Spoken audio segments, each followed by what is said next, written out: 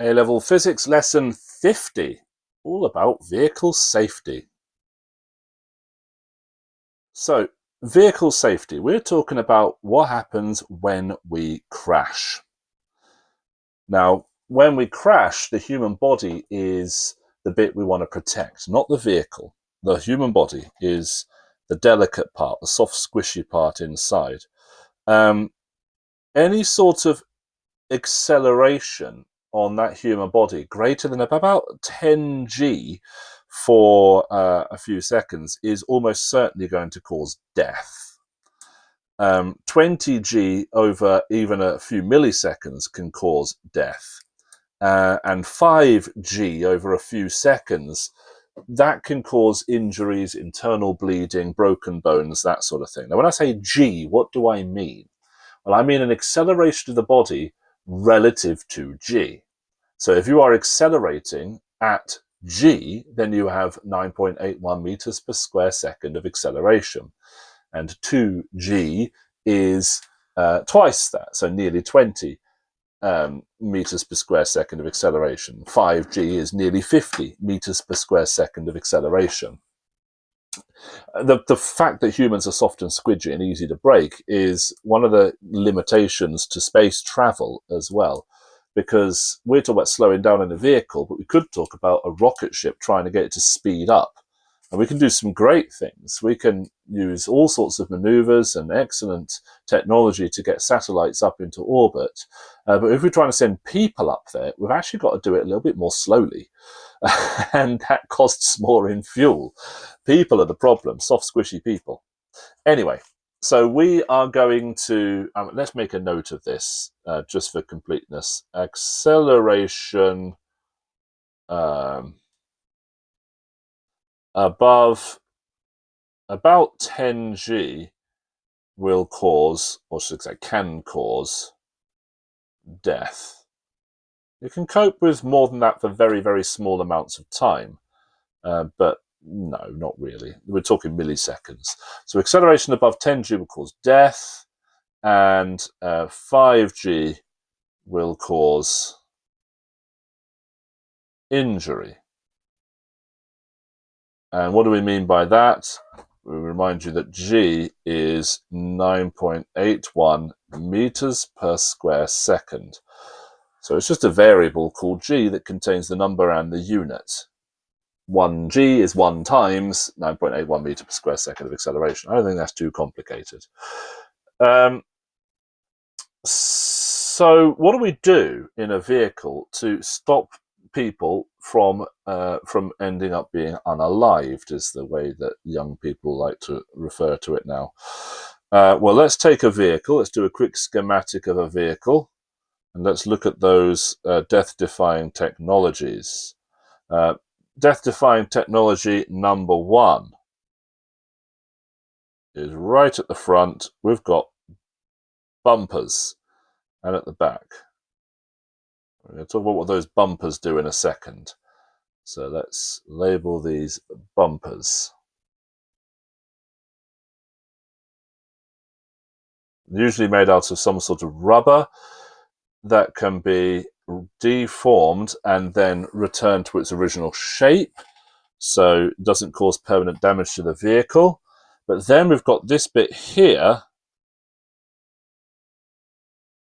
called the crumple zone, which will not return to its original shape. What else do we have? Well, we're going to have to draw our seat in here, aren't we? So there's a seat, and there's going to be a person sitting there. There they're driving, and they are held in place with seat belts. So we've got seat belts. They have an important role. We also have a steering wheel in front of us. And we don't want the steering wheel to cause a problem. So often steering wheels will collapse, fold in. I'm not that interested in that, actually. I'm interested in what comes out of the steering wheel, which is the airbag. So we've got airbags. And they're not just in the steering wheel, they're all over the place. So let's go through all of these step by step. The name of the game in reducing our acceleration is increasing the time of the collision. Okay, that's what it's all about. So remember that acceleration is equal to final velocity minus initial velocity divided by time.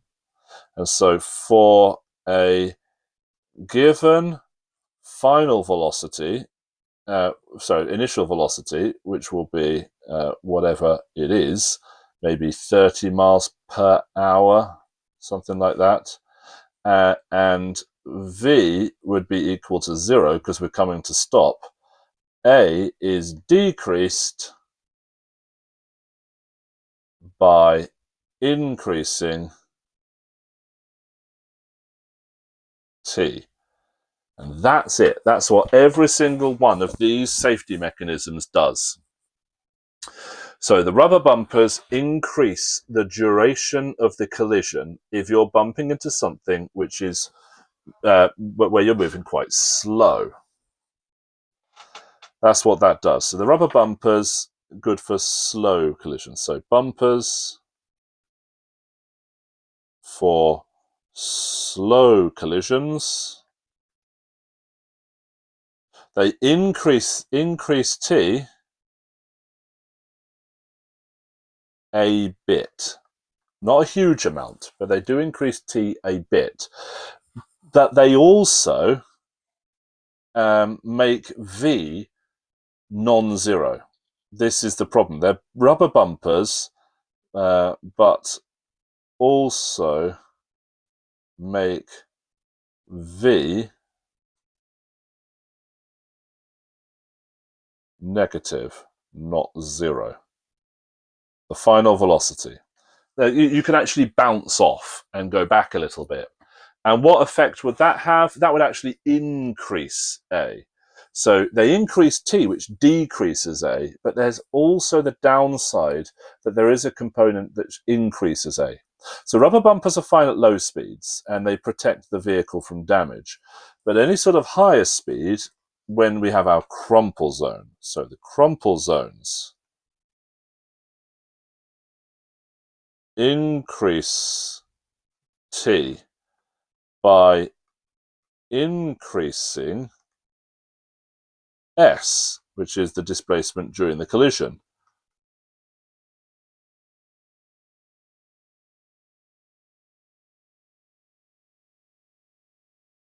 Now, what if we didn't use crumple zones? We'd use our own crumple zones. Okay, we know about inertia. So we would move forward and we have a nose, which is, let's say, 2 or 3 centimeters long. And that's the distance over which we would decelerate. Whereas when we're in the vehicle, the crumple zone is quite a bit longer than that. It's a longer distance over which it decelerates. Now, remember from the no-A equation, the no-A-Suvat equation, which was S equals, and then it was U plus V over 2 multiplied by T. It was something like that. I can't remember how it's presented. Like that. That means that S is proportional to T. So if we increase, that's not factorial, that's an exclamation mark. So if we increase the distance that we travel while colliding, so you start colliding and then the crumple zone folds up. It's designed to do that. And the whole time that the crumple zone is folding up, there is a force exerted on the rest of the vehicle and the force exerted on you backwards, slowing you down.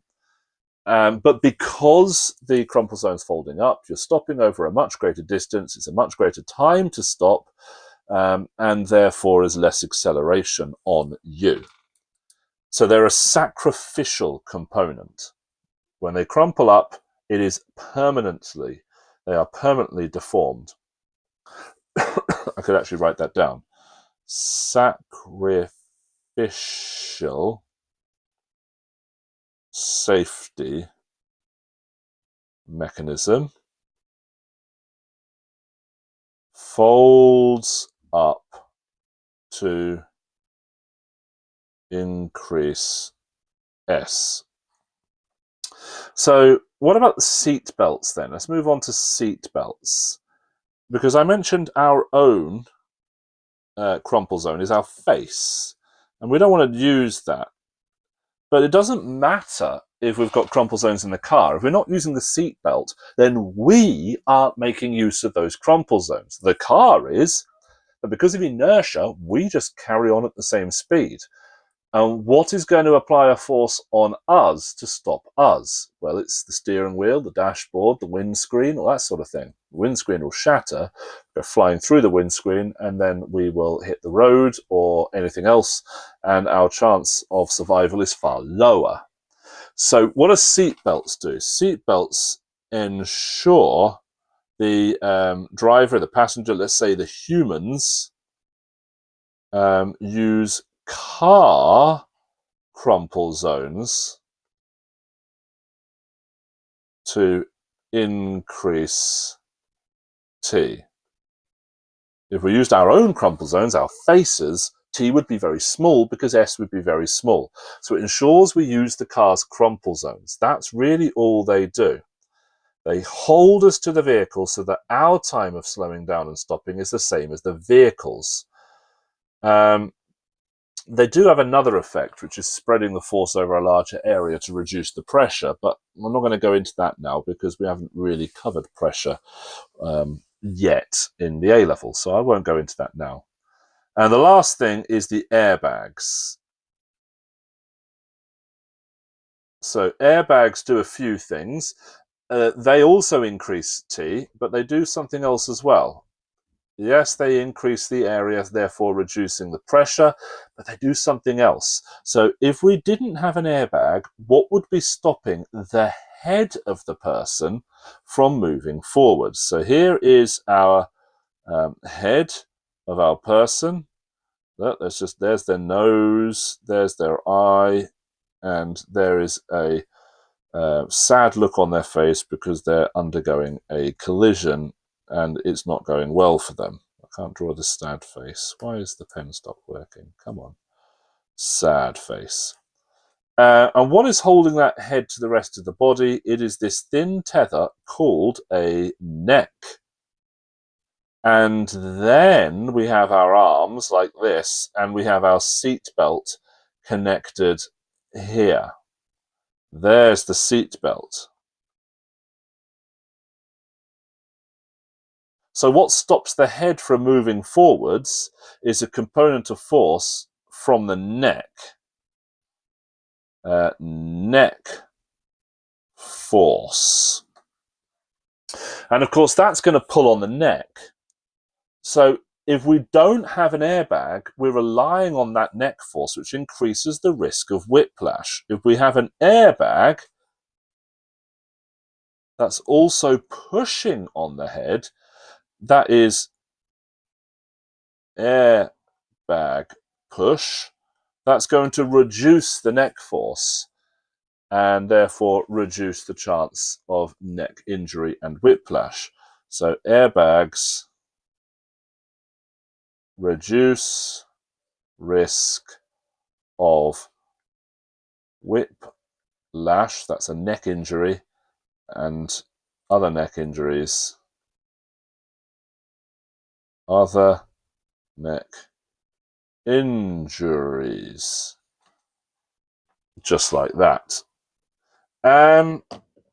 And there we are. That's pretty much it for vehicle safety. If you remember the key message, which is increased time of the collision decreases the acceleration, and there's a maximum acceleration the human body can cope with. Why is there a maximum acceleration? Because the internal organs are held together with various tissues, and if you pull on them too hard, they break.